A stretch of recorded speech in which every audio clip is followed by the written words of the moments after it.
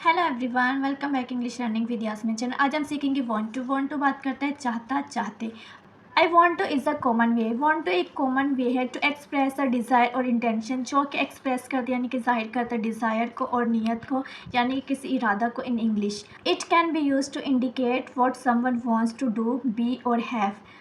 Want to जाहिर करता है समवन वांट्स टू डू, कोई कुछ करना चाहते हैं, कोई कुछ बनना चाहते हैं, कोई कुछ पाना चाहते हैं। तो इस तरह के हम सेंटेंसेस बनाएंगे वांट टू को यूज़ करके। सिंपली ये कि वांट टू एक वे है जो कि जाहिर करता है डिज़ायर को, इंटेंशन को, नीयत को। हम देखते हैं कि someone wants to do study, कोई स्टडी करना चाहता है। Someone want to become doctor, कोई डॉक्टर बनना चाहता है। For example, I want to do study, मैं स्टडी करना चाहता। I want to eat pasta, मैं पास्ता खाना चाहता। आई वांट टू बिकम या बी अ डॉक्टर, मैं डॉक्टर बनना चाहता हूँ।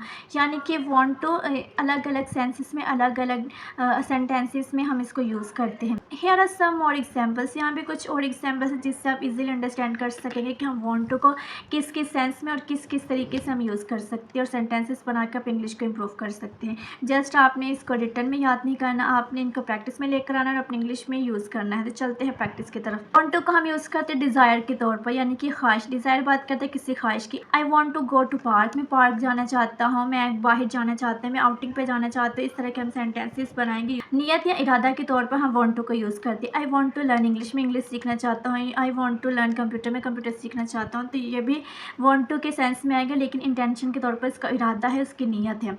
फिर हम देखेंगे प्रेफरेंस, यानी कि तरजीह देना, किसी चीज़ को तरजीह देना।